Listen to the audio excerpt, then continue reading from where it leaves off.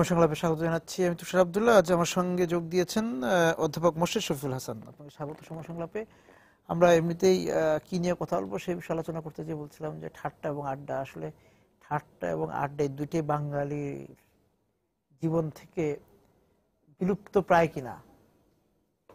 অনেকটা তাই, সময়ের অজুহাত আছে, দিতে পারে না। বাঙালি আড্ডা প্রবণ একেবারে সেই প্রাচীন কাল থেকে, যখন মানে ওই যে গ্রামে বটতলা কেন্দ্র করে মোটামুটি একটা আড্ডা, চায়ের দোকানে আড্ডা ছিল। ঢাকা শহরে আমরা শুনেছি যে এরকম কবি লেখকরা আড্ডা দিতেন, বিরাটের সময় আড্ডায় কাটতো এবং আড্ডা সৃজনশীলতার বিকাশে সহায়তা করে। এবং বাঙালির সাথে মোটামুটি আড্ডা প্রিয়তার দিক থেকে আমরা শুনেছি ফরাসিদের কিছুটা, এবং তার চেয়ে বেশি মিশরীয় যেতে হবে। মুস্তাফা আলীর বই পড়ে আমরা জেনেছি, মুস্তাফা আলীর বই পড়ে জেনেছি আমরা যে মিশরীয়দের মিল আছে। এখন যে মানুষ আড্ডাবাজ, হ্যাঁ, এখন আড্ডাকে অনেকে অলসতা মনে করে। মানুষ এখন আমরা কর্মী হতে চাই, তো আড্ডা তো অলস লোকের ব্যাপার, কাজে সেটা থেকে অপচয়, সময়ের অপচয়। Time is money. তো সেভাবে যদি বিচার করলে তো আড্ডাটাকে এনকারেজ করার কথা না, উৎসাহিত করার কথা না। আর আড্ডার জন্য যে সময় দরকার, সেই সময়টাও তো আসলে নয়। আমি শহরের একটা প্রান্তে থাকি, যাদের সঙ্গে আড্ডা দিব তাদের সঙ্গে আড্ডা দিতে হলে আমাকে অন্য প্রান্তে যে হয়তো আড্ডা দিতে হবে এবং সে ফিরে যেতে হবে আবার। নিজের জীবন দিয়ে আমরা দেখি, যদি 2 ঘন্টা 3 ঘন্টা চলে যায়, নিজের জীবন দিয়ে আমরা দেখি, আমরা আজ থেকে 5 বছর বা 10 বছর আগে আমরা যে আড্ডা দিতে পারি না। এটা একটা কারণ হয়তো। এবং আড্ডায় দেখা হয় না বলে ঠাট্টাটাও চলে গেল। হ্যাঁ, ঠাট্টাও চলে গেল। আবার ঠাট্টাটার মানে খুব আসলে মানুষ যে নিজেকে নিয়ে যে ঠাট্টা করতে পারে, মনে করতে হবে সেই লোকটি মহৎ মানুষ। সে সবাই পারে না। আমরা খুব সিরিয়াস হয়ে যাচ্ছি এখন। ঠাট্টা বিষয়টার সঙ্গে ঠাট্টাটা যে গ্রহণ করবে তার যথেষ্ট রসবোধ থাকতে হবে, তার মানসিক উদারতার জায়গা থাকতে হবে, সেই মানসিকতাটাও, এবং এটা আস্থাও থাকতে হবে যে আমাকে ঠাট্টা করছে, সে ঠাট্টা করছে, সে আমার শত্রু না। হ্যাঁ, শত্রু না, সে আমার ঠাট্টা তো সামনে করে মানুষ। হ্যাঁ, সেটাই ব্যাপার। সেই জিনিসটারও বোধহয় অভাব তৈরি হয়েছে। আমরা সিরিয়াস হয়ে যাচ্ছি অনেক বেশি। যার সঙ্গে মানে হৃদয়ের সম্পর্ক আছে তার সঙ্গে ঠাট্টা, হয়তো তাই। এই যে ঠাট্টা আড্ডা চলে যাওয়া, তাহলে এই সামাজিকতা, এই সমাজ জীবনের তাহলে ছন্দটা কি আর থাকলো কিনা? এটা অন্য ছন্দ তৈরি হচ্ছে, কর্মের ছন্দ, শৃঙ্খল, শিকলেও তো একটা ছন্দ আছে, শিকলের ছন্দ তৈরি হচ্ছে। এটা হচ্ছে মানে এখন ছন্দ যে সবসময় আমি যেটা দেখেছি সেটাই যে ভালো সর্বোত্তম, এটা আমি মনে করব কেন? হয়তো এটাও একটা তাৎপর্য আছে। তবে এটা ঠিক যে আমাদের সাহিত্য শিল্প যদি বিচার করি তাহলে মনে হবে সেখানে আমাদের এখানে রসবোধের অভাবটা ঘটছে। আমাদের ব্যঙ্গ কৌতুক রচনা এখন লেখা হয় না, তো আপনি দেখবেন না এরকম লেখক তৈরি হচ্ছে না। তো এটা হয়তো ওইখান থেকে এসছে যে আমাদের হয়তো সেই রসবোধটা আমরা হারিয়ে ফেলছি। এবং সেই জায়গা থেকে যে মানুষের কর্মী হয়ে যাওয়া, আপনি যেটা বললেন, যে আমরা কর্মী হব, তা কর্মী এরা আগেও ছিলেন। মানে আমাদের কেরানি জীবনও ছিল এক সময়, বাঙালির কেরানি জীবন, সেখানেও তো সেই কেরানি জীবনেও আমরা কিন্তু ঠাট্টা আড্ডা দুটি দেখেছি। এখন সেই কেরানিরা যখন এক্সিকিউটিভ হয়ে গেল, কর্পোরেট হয়ে গেল, তখন সেটা চলে গেল নাকি?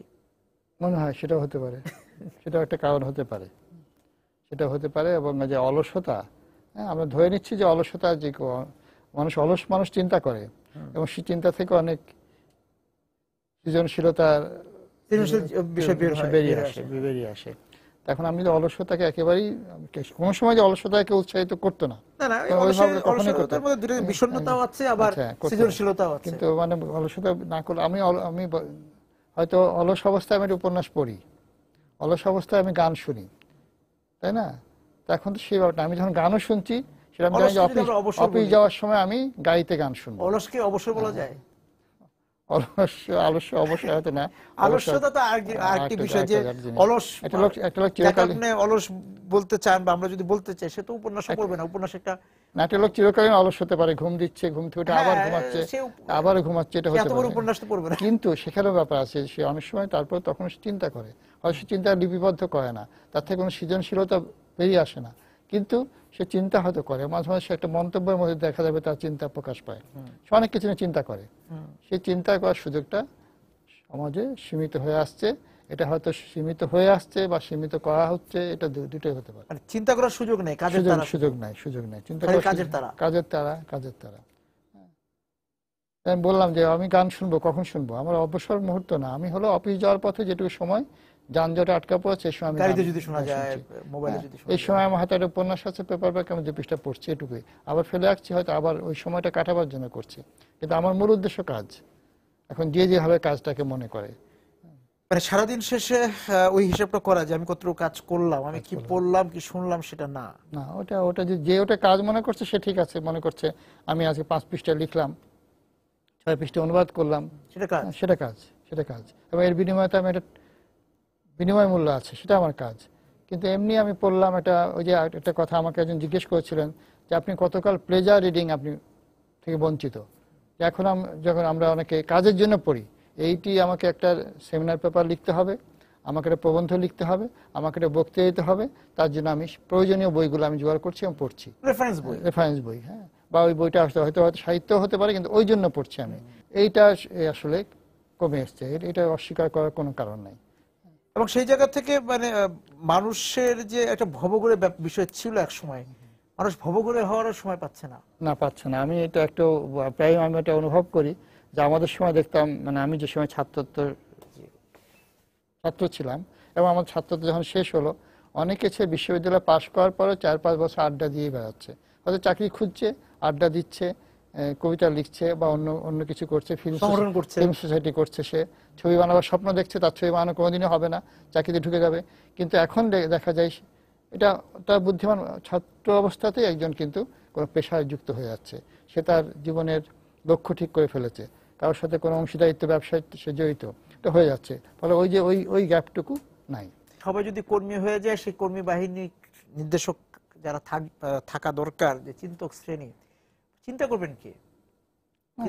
চিন্তা করবে, কাজ করতে করতে চিন্তা করবে, কারণ সেই চিন্তাকে তো আমি উৎসাহিত করতে চাই না, যে চিন্তার ইমিডিয়েট কোনো ফলাফল আমি দেখি না। চিন্তাই করছে একজন, হয়তো সেটা কোনো সুদূর প্রসারী একটা ফলাফল হতে পারে, আমি তো সেটা চাচ্ছি না। এবং প্রথমত হলো আমরা অনেকগুলো জিনিস গুলিয়ে ফেলছি, জেনেও গুলিয়ে ফেলছি। একটা হলো ইনফরমেশন এবং নলেজ, দুটো আলাদা জিনিস। একটা হলো তথ্য, একটা জ্ঞান। হ্যাঁ, যে তথ্য মানুষকে সপ্রতিভ করে, তথ্য মানুষকে আপডেটেড করে, তথ্য মানুষকে কি বলা যায় আপনার চৌকস করে তোলে, জ্ঞান মানুষকে আলোকিত করে। কিন্তু আমরা মনে করছি যে আমি তথ্য জেনে আমি মনে করছি আমি আলোকিত হচ্ছি। আলোকিত হওয়ার ব্যাপারটা ভেতর থেকে হওয়ার ব্যাপার। লালন কোনো বই না পড়েননি, কোনো স্টাডি সাইকেলে অংশগ্রহণ করেননি, এরকম অনেক লোক। আমি লালনের কথা বললাম, অনেক পুরনো মানুষের কথা বললাম, হ্যাঁ, তো কিন্তু তাকে জ্ঞানী আমি তো বলবো, অবশ্যই বলবো। আমাদের অন্যান্য যারা বাউল কবি ছাড়া না, বাউল আপনি সাধারণ মানুষের মধ্যে দেখবেন, একজন রিক্সা চালায়, একজন কন্ডাক্টর। আমি একটা ছোট্ট একটা গল্প বলি, যে আমি তখন সেই জগন্নাথ কলেজ আমল, বিশ্ববিদ্যালয় আমল না, আমি একদিন একটা বাসে করে এই কলেজ যাচ্ছি। তো বাসটা যখন রমনা পার্কের পাশ দিয়ে যাচ্ছে, তখন বাসে খুচরো টাকা ফেরত দেয়, ভাঙতি দেয়, 5 টাকার নোট দিয়ে, যে প্যাসেঞ্জার, সেই প্যাসেঞ্জার টাকাটা ফেরত দিচ্ছে, ওটা ময়লা টাকা বা ছেঁড়া টাকা ফেরত দিচ্ছে। তখন সেই কন্ডাক্টর বলছে, কেন? হ্যাঁ, চলবো না? এটা ফেলাইয়া দিই, পড়ে থাকবো? আপনার ফেলাইয়া দিই, পড়ে থাকবেন। আমি ক্লাসে যে বললাম যে একটা 5 টাকার যে দাম, হ্যাঁ, সে পড়ে থাকলেও নিবে এই টাকাটা, কিন্তু আপনার ফেলাইয়া দিই। সে যেভাবে বলেছে প্যাসেঞ্জার মাইন্ড করার কথা, কিন্তু আসলে আমি করেনি, ওই প্যাসেঞ্জার মাইন্ড করেননি। চলবো না, ফেলাই দিই, পড়ে থাকবো? আপনার ফেলাই দিই, পড়ে থাকবেন, কেউ নিব না। হ্যাঁ, এই যে কথাটা, সেটা একটা জ্ঞান, সে জ্ঞানের কথা, এটা কোনো ইনফরমেশন, এটা জ্ঞান। তার জীবন সেও হয়তো জানে যে কত জ্ঞানের কথা বলে ফেলেছে। তো এরকম তো আমরা অনেক মানে জ্ঞান আপনি দেখবেন সাধারণ মানুষের মধ্যে আছে। তো এই জ্ঞান বিষয়টা আমরা কি মানে পরিসংখ্যান নির্ভর হচ্ছি, আমরা তথ্য নির্ভর হচ্ছি, ডাটা ব্যাংক আমার তথ্য আপডেট থাকছে, আমরা আপডেটেড থাকতে চাচ্ছি। হ্যাঁ, তো জ্ঞানটা তো অন্য জিনিস। তো সেই জ্ঞান জন্য চিন্তা তো অবশ্যই দরকার। অনেক চিন্তা আছে যেটা আমি হয়তো ঠিক মনে হতে পারে যে এইসব চিন্তা করে লাভ কি? পৃথিবীতে যত জ্ঞান, যত ধর্ম, সবকিছু তো চিন্তা থেকে এসছে, যে আমরা কোথা থেকে এসেছিলাম। আচ্ছা, যখন কেউ ছিল না মানুষ, তখন কি ছিল? একটা বাচ্চা ছেলে জিজ্ঞেস করে যে আমি কোথা থেকে এসেছি। আচ্ছা, আকাশের উপরে কি? হ্যাঁ, এই জিজ্ঞেস করে আমি কত দূরে। হ্যাঁ, তা আমি তাকে নিরুৎসাহিত করি যে এগুলি তোমার বোঝার দরকার এই নেই। যে প্রশ্ন করতে না আমরা দেয়া, আলোচনা করেছি, হ্যাঁ আমি সবকিছু রেডিমেড, আমি জ্ঞানটা তাকে দিয়ে, জ্ঞান বা বিদ্যাটা আমি তাকে দিয়ে দিচ্ছি, এবং বিদ্যা এবং জ্ঞানের তফাৎটা এগুলো আমাদের আসলে যারা জানে তারা জানে, তাকে কিন্তু সংখ্যাটা বলে দিচ্ছি যে তোমার এত দরকার নেই, আসলে গ্রহ কয়টা, গ্রহ সেটাই। এই কয়টি, উপগ্রহ এই কয়টি, পৃথিবীর এত আলোকবর্ষ না, দূরে। নতুন গ্রহ আবিষ্কৃত হচ্ছে আমি সে জানছি, জেনে হ্যাঁ। নিচ্ছি আমি সঙ্গে সঙ্গে। হ্যাঁ, কিন্তু আমার একটা জীবন জিজ্ঞাসা যেটা, যে আমি মানুষ কেন এসেছি, আমি কেন এসেছি, আমি বেঁচে থেকে আমার কি লাভ, কেন আমি পৃথিবীতে এসেছি, হ্যাঁ এই প্রশ্ন মানুষের মধ্যে তার না আসে না। হ্যাঁ, রকেট যাচ্ছে কোথায় সেটা জানে, কিন্তু রকেটটা কেন যাচ্ছে, এই যাওয়াটা কিভাবে শুরু হলো, এই বিষয়গুলো। আমি একটা বিষয় জানতে চাই, যে যে ঠাট্টার কথা আমি বলছিলাম, ওই জায়গায় একটু ফিরতে চাই। সেখানে হলো যে আমরা যে ঠাট্টা শব্দটার সঙ্গেই পরিচয় নাই এখনকার, হয়তো বা ছেলে মেয়েদের, আমি জানি না এটা আমার বলাটা ভুল হচ্ছে কিনা, কিন্তু আমি শুনি ফান কথাটা খুব বেশি ব্যবহার হয়। আমি যদি বলি যে মজার কথাটা হচ্ছে না, বলা ফানটা হচ্ছে মজার বিকল্প হিসাবে, ঠাট্টা ব্যাপারটা কিন্তু একটু থাকে, যে আমি যেন আপনাকে ঠাট্টা করছি, আপনাকে আমি একটু বেকায়দা ফেলতেই চাচ্ছি, হ্যাঁ। হ্যাঁ সে ঠিক আছে, কিন্তু ফানটা ফানি, ফানটা ফান, কিন্তু ঠাট্টাটা, এই যে ঠাট্টা ওটা বিষয়টা যে মজাই, আছে মজাই। সম্পর্কের মধ্যে, ঠাট্টা একটা অনেকে আগে মানে আমাদের ছোটবেলায় শুনেছি যে দুজনের ঠাট্টা করছি, হ্যাঁ বলতো যে আমার আর ওর সম্পর্ক ঠাট্টা সম্পর্ক। আচ্ছা, বা আমি ঠাট্টা করেছি, তুই এত সিরিয়াসলি নিস না, হ্যাঁ, যে আমাদের ঠাট্টা সম্পর্ক ঠাট্টা ঠাট্টা। করেছি, তুই এত সিরিয়াস নিচ্ছিস কেন, হ্যাঁ তুই এত সিরিয়াস নিচ্ছিস কেন, সেই জায়গা থেকে এখন মজার পরিবর্তে বলা হচ্ছে যে ইয়ামি। এটা আমি জানি বিজ্ঞাপন না। আমি দেখছি যে আচ্ছা, ইয়ামি, আচ্ছা, এটা জানি না। বাচ্চারা দেরকে শুনতে দেখা যায় যে খুব ইয়ামি, একটা কিছু খেলো ইয়ামি, বলে না যে মজা। একসময় তো ছোটদেরকে বলা হতো তোমার জন্য মজা নিয়ে আসবো, তাই না? না, এরকম অনেক ভোকাবুলারি তৈরি হয়েছে, এখন আমি ব্যবহার করে, যেগুলো হয়তো আমার প্রচলিত অর্থে আমরা একরকম জানি, তারা অন্য অর্থে ব্যবহার করছে এখনকার ছেলে মেয়েরা। না, মানে এই শব্দগুলো ঢুকে যাচ্ছে, ইংরেজি শব্দ বাংলাতে ঢুকবে কোনো সমস্যা না, অনেক শব্দ ঢুকেছে, চেয়ার টেবিল ঢুকেছে, কিন্তু এগুলো তো এগুলো শব্দ সংস্কৃতির না, অংশ। এগুলোকে কেউ কেউ বলে টেকনোলজি, এটাও technology, হ্যাঁ, টেকনোলজি, হ্যাঁ, এটা শব্দ বলা ঠিক জাতীয় হবে না। চরিত্র নাই। যেমন আমাকে একজন জিজ্ঞেস করলো, সে আমার এক বন্ধু, সে অনেক বেশি বয়সে, এখন ফেসবুকে বেশ অ্যাক্টিভ, তাকে দেখা গেল, তো সে আমাকে জিজ্ঞেস করলো যে আচ্ছা এই যে দেখি ওএমজি এটা কি, আমাকে জানতে অনেক দেরি হয়েছে রে বুঝতে, আমি বের করেছি ও মাই গড। তো আপনি এটাকে ও মাই গড না বলে ও মা গো বলতেও পারেন, কারণ ব্যাপারটা একই রকম ভাব প্রকাশ করছে। আপনি যেভাবে দেখেন, আমি জানি না ও মা গড থেকে নিচে বলে না ওএমজি, কিন্তু ও মাই গড অর্থে বলে, কিন্তু ওই একই তো, আমি ও মাই গড যে অবস্থায় বলি, মানসিক ও মা বলতে সে একই অবস্থায় বলা যায়। হ্যাঁ, তাহলে আমি তো এটা বুঝতে পারি না, লোল জিনিসটাকে এটা বুঝতে তো অনেক সময় লেগেছে আমার নিজেরও। হ্যাঁ সেরকম অনেক কিছু, হ্যাঁ সেটাই। জটিল করা, এটা বলো জটিল বলতে আমরা এখন জিনিস বুঝতাম, এখন বলছে যে জটিল রকমের সুন্দর, এরকমও কথা আমি শুনেছি আর কি, বলে অনেকে জটিল, হ্যাঁ জটিল শব্দের ব্যবহার করছে। তারপরে যে অস্থির বলতে বুঝাতাম যে একটা অস্থিরতার মধ্যে আছি, ভালো বা খুব আনন্দ, এগুলো বলতে অস্থির শব্দটা ব্যবহার হচ্ছে না। আমার মনে হয় এগুলোকে এটাকে আমাদের গ্রহণ করা উচিত, এই কারণে উচিত যে আমরা যেমন আমরা বলি যে মাস্তান, হ্যাঁ মাস্তান তো মাস্তান তো একটা আধ্যাত্মিক একটা ব্যাপার, যে ক্ষুধা প্রেমে মাস্তানা, এই মাস্তানা এরকম অর্থ অন্য হচ্ছে ক্যাডার, হ্যাঁ যে বিপ্লবী পার্টিগুলো যে কর্মী বাহিনী অর্থে একশো ক্যাডার শব্দের ব্যবহার করে, কমিউনিস্ট পার্টির ক্যাডার। এখন সেটা তো ক্যাডার বলতে আমরা ধরেই নিচ্ছি যে ক্যাডার মানে হলো সে সন্ত্রাসী, যেমন আগে যে পার্টির গুন্ডা বলা হতো, যে পার্টির ক্যাডার, গুন্ডা থেকে ক্যাডার আসে, তো মাস্তানা বলা হতো, তো মাস্তান বলতে। তারপর যখন আরেকটু বলি মাস্তানা, হ্যাঁ যেমন মাদ্রাসার ডিগ্রি ফাজিল ডিগ্রি বলে, ফাজিল বলতে একটা অন্য ব্যাপার, কিন্তু আমরা ফাজিল বলতে আমরা অন্য অর্থে বলি, এরকম শব্দের হতেই পারে, এটা হয় অন্য ভাষাতেও হয়তো এরকম আছে। না একসময় মানে এখন হয়তো আমাদের একটু মানে আমরা একটু অপ্রস্তুত এই শব্দগুলো শুনে, কিন্তু একসময় দেখা যাবে এগুলো মিশে গিয়েছে, এবং এই ভাষাকে গ্রহণ করার ক্ষমতা, এটা ভাষার শক্তি।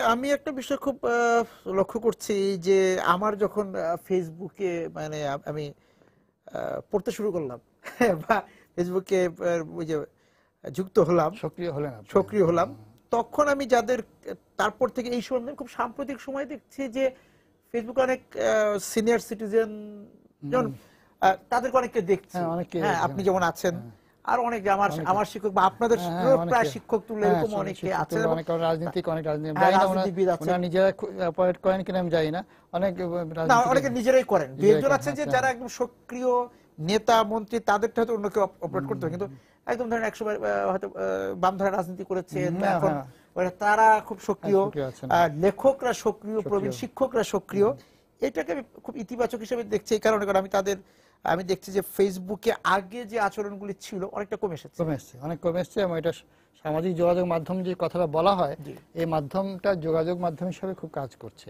অনেক মতামত এখানে প্রকাশ করা যাচ্ছে, এবং একটা অনেক জিনিস যেগুলো হয়তো হয়তো অন্য পত্রিকায় কখনো দেওয়া যাবে না, যাবে না, কোনো ফোরামেও বলা যাবে না, সেগুলো ফেসবুকে তাৎক্ষণিক প্রকাশ বলছে মানুষ। অনেক অনুদ্ঘাটিত তথ্য, রাজনৈতিক হতে পারে, সামাজিক হতে পারে, দুর্লভ ছবি, কোনোটা হলো প্রাচীন কোনো ছবি, এগুলো মানুষ দিচ্ছে, মানুষ অংশগ্রহণ করছে, এবং এটা আমি ভালো লক্ষণ। এবং ফেসবুক তো একটা বিরাট ঘটনা ঘটাচ্ছে পৃথিবীর অন্য দেশে, সেটা ওবামার প্রেসিডেন্ট নির্বাচনই হোক আর মোদির নির্বাচন হোক, সেটা ফেসবুকে আমাদের কোনো সামাজিক বিষয় হোক বিরাট ভূমিকা পালন করছে। হ্যাঁ, আমাদের গণজাগরণ মঞ্চ, এবং এই যে ধরেন যে আমাদের যে রাজনের যে ঘটনাটা ঘটলো, শেষে আমরা যে রাকিব যে একদম সাম্প্রতিক খুলনায় যে ঘটনাটা ঘটলো, যে শিশুর, সেটা আমাদের যে গণধর্ষণের একটা ঘটনা ছিল, আর অনেক বিষয় আমরা এগুলো ইতিবাচক দিক। কিন্তু একটা যেটা প্রশ্ন করা হয় সেটা হলো এই যে অনেকে হয়তো এই যে ফেসবুকে এই যে আমি এটা আমার ক্ষোভটা প্রকাশ করলাম, মতামতটা প্রকাশ করে আমি মনে করলাম যে আমি আমার দায়িত্ব পালন করলাম, আমি যে আবার ঘুমিয়ে পড়ছি। হয়তো না হলে আমি কি করতাম জানি না, না হলে আমি কি মিছিল করতাম, না হলে কি আমি ব্যাপারগুলো ঠেকাতাম, বা আমার উপর নির্ভর করছি কিনা জানি না। তো আমরা অনেকে ওই যে মানববন্ধন বা গোল টেবিলের মতোই ফেসবুক করে, সবাই তো ওইখানে যেতে পারে না, আমি তো কিছু বললাম, আমি তো আমার দায়িত্ব পালন করেছি, আমি আমার দায়িত্ব পালন করেছি, আমি আর কি করতে পারি? হ্যাঁ, আমি তো এটা তুলে ধরেছি, আমি আমার চরমতম ঘৃণা, চরমতম ধিক্কার জানিয়ে দিয়েছি।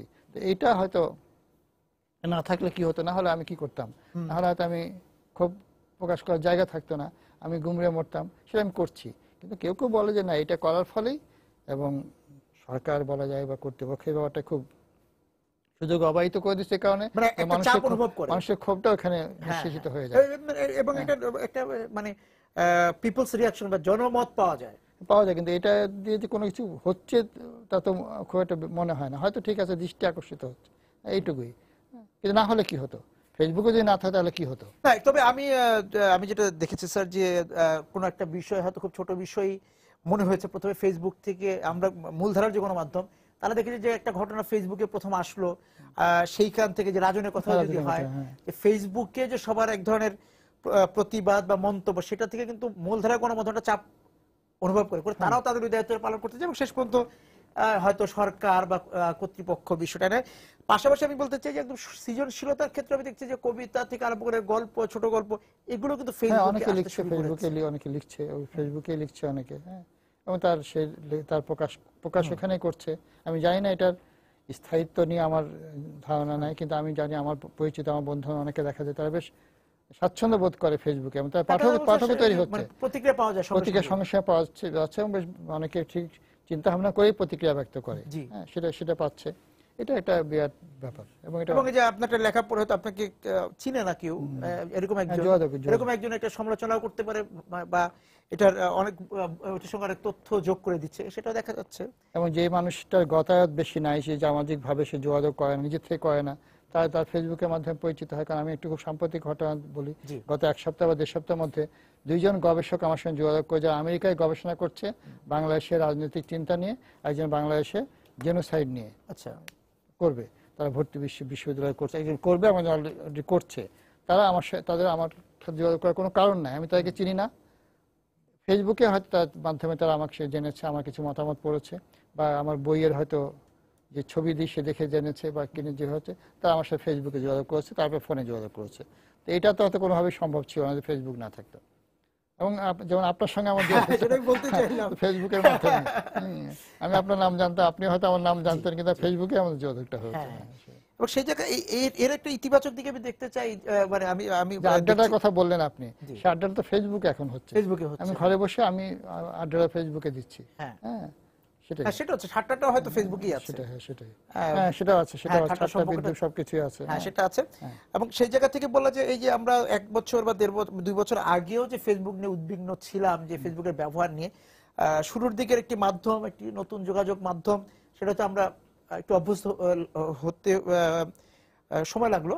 এর মধ্যেও ঘটছে, আমরা যেমন এর মধ্যে আমরা দেখেছি যে আমাদের ক্রিকেটারদের কিছু বিষয় নিয়ে ফেসবুকে কিছু অস্বস্তিকর কিছু জিনিস এসছে, সেটা আসছে কিছু, কিন্তু আমার তো মনে হয় যে এগুলো কমে যাবে আরো। হ্যাঁ, কমে যাচ্ছে। এটা আমি লক্ষ্য করছি, কয়েক বছর আমার অভিজ্ঞতা লক্ষ্য করছি যে মানুষের চরিত্র হনন, অনেক অশ্লীল যে বিষয়গুলো সেগুলো কমে যাচ্ছে, এবং সেখানে আপনার অপশনও আছে যাদের দেখছেন তাই চর্চাটা করে, আপনি তাই কিন্তু তাকে আপনি তথ্য বিচ্ছিন্ন নিজে করে ফেলতে পারছেন। হ্যাঁ, তা আপনাকে তাকে আপনি ব্লক করে দিতে পারছেন, আপনি আপনাকে আপনার মানসিক চাপ তৈরি করছেন, আপনি আনফ্রেন্ড করে দিতে পারছেন আমার একটা যদি আপনি এনজয় না করেন সে ব্যাপারটা। আমি একটা বিষয় আমি জানি না আপনার সাথে মানে আপনি আমার সাথে প্রথমে যে আমি অনেককে জানি না চিনি না, তারা হয়তো আমার বন্ধুর তালিকা আছে বা আপনার বন্ধু তালিকা থাকলে হয়তো তাদেরকে আমি দেখতে পাচ্ছি, যেটা পত্রিকা দেখতে পাচ্ছি আমরা তাদের গতিবিধি এবং এই যে 250 মানে 2500 3000 4000 যে মানুষ ফেসবুকে আছে তাদের কিন্তু দেখে বোঝা যায় যে বাংলাদেশ কোথায় যাচ্ছে, সমাজ কোথায় যাচ্ছে, তারা কি ভাবছে, তারা কি আমরা কোথায় যাচ্ছি, বা অনেককে লোকেট করতে পারছি আমরা। হ্যাঁ। হয়তো কোনো সময় আমরা একসাথে পড়াশোনা করেছিলাম, আমি তাকে চিনতাম না, সে আমাকে চিনতো, এখন সে হয়তো বাইরে আছে, সে তার পক্ষে আমার সাথে টেলিফোনে যোগাযোগ করা সম্ভব না, সে আমার খোঁজ খবর নিচ্ছে। হ্যাঁ, সেই জায়গা থেকে মনে হয় যে বাংলাদেশ কোথায় যাচ্ছে, মানুষের মনস্তত্ত্বটা কোথায়, মানুষের ভাবনাটা কতটুকু সীমিত সীমাবদ্ধ, সেই জায়গাগুলি না সেটা সারা পৃথিবীতেই বোধহয় ফেসবুকের ভূমিকাটা পালন করছে। সুতরাং এই বিকল্প মাধ্যমকে আরো কিভাবে ব্যবহার মানে মানে ওই যে ব্যবহারের দিকটা যে মানে অনেকে তো আসলে ব্যবহার শেখার আগে অনলাইন ইন্টারনেট ব্যবহারটাও আমরা এখন অভ্যস্ত হতে পারিনি, সেই জায়গা থেকে হয়তো ঠিক হয়ে যাবে। আমি একটু অনলাইন সাংবাদিকতা নিয়ে একটু কথা বলতে চাই, অনলাইন পত্রিকা নিয়েও কথা বলতে চাই, আমার ধারণা খুব কম। তারপর হয়তো আপনি দেখেন সেই জায়গা থেকে অনলাইন পত্রিকা এবং একদম কাগজের পত্রিকা নিয়ে একটু কথা বলতে চাই। সেই জায়গাতে জিজ্ঞেস করে যে এখন যে অনলাইনেও লেখা হচ্ছে, মানে আমাকে গতকালও একজন আমার কাছে জানতে চাইলো যে কি মনে হয় পত্রিকা টিকবে, মানে প্রিন্টেড পত্রিকা। এখন তো কতগুলো ব্যাপার আছে যে অনলাইনই কতগুলো পত্রিকা আছে এবং প্রিন্টেড পত্রিকাগুলো অনলাইন সংস্করণ বের করে। আমরা তো একটা পত্রিকা পাওয়া যায় যে মধ্যবিত্ত একটা পত্রিকায় রাখতে পারি, তাও পুরো পত্রিকাটা আমার দেখা হয় না, অফিসে আসার আগে হয়তো প্রতি হেডিং দেখে চলে আসি। বাকি সময়টা আমি যদি খবরের ব্যাপারে আগ্রহী হই, আমি তো এমনিতে মোবাইলেও তো আপডেট পাচ্ছি, নিউজ আপডেট পাচ্ছি, হেডিংটা পাচ্ছি, ওই বিশেষ খবরটা জানার জন্য হয়তো আমি বিস্তারিত অনলাইনে দেখছি অন্য পত্রিকা। আবার একটা বিশেষ খবর কোন একটি বিশেষ পত্রিকা ছেপেছে, কোন একটা এক্সক্লুসিভ রিপোর্ট ছেপেছে, আমি শুনলাম, সেটা আমি পত্রিকা অনলাইনে, আমি তো পত্রিকার জন্য আবার কিনতে বেরোতে পারবো না, অনলাইনে আমি দেখে নিচ্ছি। বা একই রিপোর্ট বা একই খবর তিনটা পত্রিকা কিভাবে তুলনামূলক বিচার করছে সেটা আমি অনলাইনে, যদি আমার আগ্রহ থাকে আমি দেখতে পাচ্ছি। তো এই সুবিধা তো অনলাইন আমাকে দিচ্ছে। এবং একটা বড় পত্রিকা, হয়তো আমি যে পত্রিকাটা পাঠক, কোন নিউজ, যত বড় প্রতিষ্ঠান তার সীমাবদ্ধতা অনেক বেশি, তার নানা কারণে সীমাবদ্ধতা তৈরি হয়। যত বড় পত্রিকা তার তো সংযোগ বেশি, বিভিন্ন সংযোগ বেশি, সীমাবদ্ধতা, স্বার্থের বিষয় সীমাবদ্ধতা আছে, অনেক রিস্ক নিতে পারে না। অনলাইন পত্রিকা, ছোট পত্রিকা নিতে পারছে, হয়তো সেই খবরটা কিন্তু গুরুত্বপূর্ণ, কিন্তু তা দিতে পারছে না, আমি শুনছি, আমি দেখতে পাচ্ছি। এবং অনলাইনের ভবিষ্যৎ ভালো, এটা মানে আমি এটা মনে করছি না যে আবার সব অনলাইন পত্রিকাও যে দায়িত্বশীল সাংবাদিকতা করছে তাও না। অনেক বিজনেস হাউসই এখন খুব সহজে পত্রিকা আগে বের করে পারছে না, অনলাইন পত্রিকা অফিস খুলে ছোট 3-5-4 যুগে যেটা অনলাইন বাসায় বসে সে পত্রিকাটা করা যেতে পারে। উনি এক ব্যক্তির এক অনলাইন এরকম শোনা যায়, হ্যাঁ শোনা যায়, সেটা এবং অনেক অনলাইন কপি পেস্ট করছে, যে মূলধারার যে 3টা বা 4টা অনলাইন সেখান থেকে নিয়ে এসে করে নামটা একটা। আমার ছাত্রছাত্রীরা অনেকে এরকম করে, মানে কাজ করছে আমি জানি। তো তার অফিস যেটুকু অফিস আছে খুব গর্জিয়াস অফিস রাখে, এবং তারা ব্যবসাকে পাহারা দেয়। আচ্ছা, ব্যবসাকে পাহারা দেয়, যেমন ব্যবসাকে পাহারা দিতে যে ওটা লাঠি, হ্যাঁ, যেমন কেউ তাকে বিপদে ফেললে যে ওই পত্রিকার সম্পাদক, আমি অনলাইন পত্রিকা সম্পাদক, সেখানে নিউজ ছেপে দিবে, সেটা সুবিধা আছে, গাড়ির মধ্যে প্রেস লেখা যায়, সেটাও একটা ব্যাপার, প্রেস লেখা যায়। তো এটা সেই জায়গা থেকে একটু স্যার ওই জায়গাটা একটু আসতে চাই যে এই যে পত্রিকায় তো অনেক বড় করে কলাম লেখা হয়, অনলাইনেও দেখছি যে কলামের শব্দ সংখ্যা 1000 ছাড়িয়ে যায়। অনলাইনে আপনার মনে হয় না যে কলাম বা মূল কথাটা 300-400 মধ্যে চলে আসা যায়? অনলাইনে এত বড় পড়ার সময় আছে কিনা? সেটা মানে পত্রিকার জন্য সেটা করা দরকার, কারণ আসলে পত্রিকার জন্য করা দরকার, পত্রিকার জন্য করা দরকার। এবং ছোট ছোট সম্পাদকীয়তে শুধুমাত্র এরকম উদাহরণ আছে যে ছোট সম্পাদকীয়তে একসময় মনে করা যায় সম্পাদকীয় কেউ পড়ে না। জি, সম্পাদকীয় কেউ পড়ে না, সম্পাদকের পাঠক আছে, দীর্ঘকাল আমি সম্পাদকীয় লিখেছি, কিন্তু আমার মনে হচ্ছে যে কেউ পড়ে না। আচ্ছা, উপসম্পাদকীয় পড়ে বা কলামটা পড়ে আর কি। তো সম্পাদকীয় আকর্ষণীয় হতে পারে, হ্যাঁ, ছোট ছোট সম্পাদকীয়, যে ঠাট্টা বললাম, কৌতুক, ব্যঙ্গ, হ্যাঁ, দিয়ে হতে পারে। বা 5টা নিউজকে আমি কভার করলাম ছোট মন্তব্য, কমেন্টস নিউজ নিয়ে, সেটাও হতে পারে, সেভাবে হতে পারে। হ্যাঁ, অনলাইন পত্রিকাতেও আমি এটা অনলাইনের ব্যাপারে বলেন বা ফেসবুকে যারা স্ট্যাটাস লিখি, আমিও লিখি, তাতে আমার ধারণা যে অনেক সময় পুরোটা কেউ পড়ে না। হ্যাঁ, আমি যে পড়তে যে সময়টা লাগে আমি দেখি তার থেকে 10 ভাগ এক সময় সে লাইক দিয়ে ফেলছে। তাতে আমি নিশ্চিত যে তার পড়ে না, না পড়ে লাইক দিচ্ছে, বিষয়টা হয়তো দেখছে বা অমুক দিচ্ছে, হ্যাঁ বিষয়টা তার হয়তো সে সহমত, সহমত বা সহমত না, মোর্শেদ স্যারের একটা স্ট্যাটাস বা তুষার ভাইয়ের একটা স্ট্যাটাস সে সঙ্গে লাইক দিচ্ছে। এবং একটা মজার ব্যাপার যে বোধহয় একজন আমাদের কোন বিখ্যাত জন লোক মারা যাওয়ার পরে সেই সংবাদটা একজন দিয়েছিল, তো 5 জন তাই সঙ্গে সঙ্গে লাইক দিয়েছে। তো আরেকজন পরিচিত আমাদের, উনি পরে একটা প্রশ্ন করেছেন, খুব মজা আমার মনে হচ্ছে, আপনি কিসে লাইক দিলেন ভাই? মৃত্যু সংবাদটাকে লাইক দেওয়াটা মানে কি পছন্দ করা, এই একটা ব্যাপার।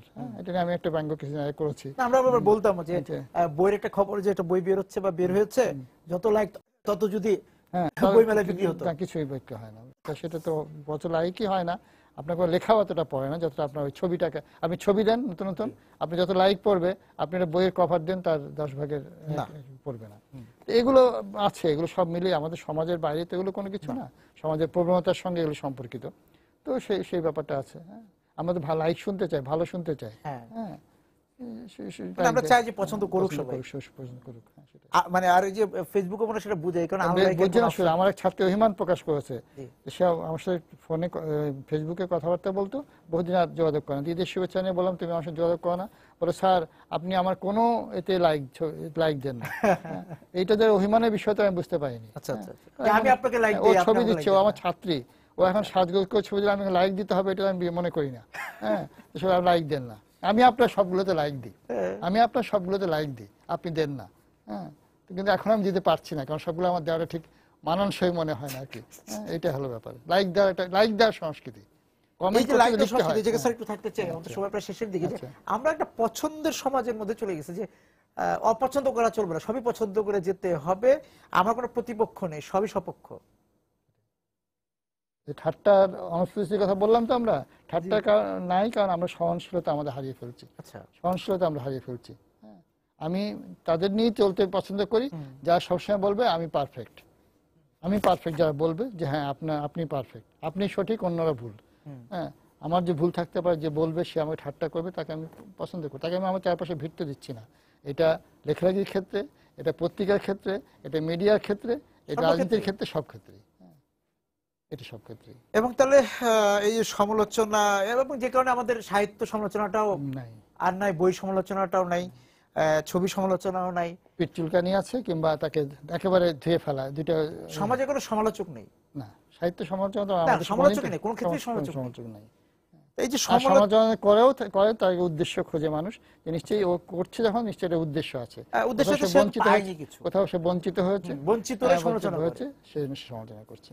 উচিত কথা বললেও এর পিছনে একটা কারণ আছে নিশ্চয়ই, একদিন তো সে বলেনি, বা কোনো কারণে তার সাথে সম্পর্ক খারাপ, হ্যাঁ একদিন বলছে, আছে।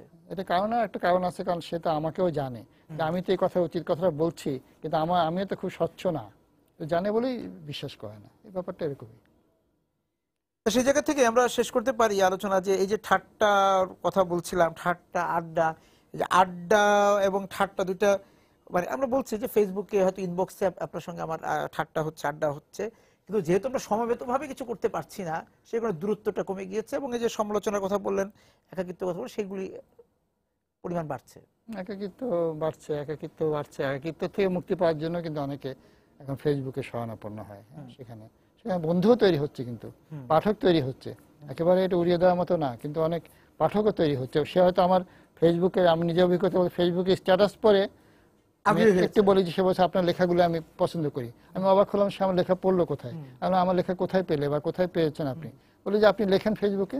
তো আমি হতাশ বোধ করি যে আমার এত বই কেউ পড়ছে না, কিন্তু পরে আবার দেখে যে দুই একজন আবার দুই একটা বইয়ের নাম নিয়ে আবার নাম বলেছে, বা ফেসবুকও তো একটা বই খুঁজেছে, সে খুঁজে বই বের করছে, তখন সে পড়ছে, যে এটা ইতিবাচক দিক অবশ্যই।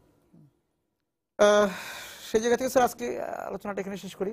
আপনাকে ধন্যবাদ আমাদের সঙ্গে যোগ দেওয়ার জন্য। আজকে দর্শক যারা ছিলেন আজকে সময় সংলাপের আড্ডায়, আপনাদেরকেও ধন্যবাদ জানিয়ে শেষ করছি আজকে সময় সংলাপ। দেখা হবে আগামী দিন। সবাই সুন্দর থাকুন।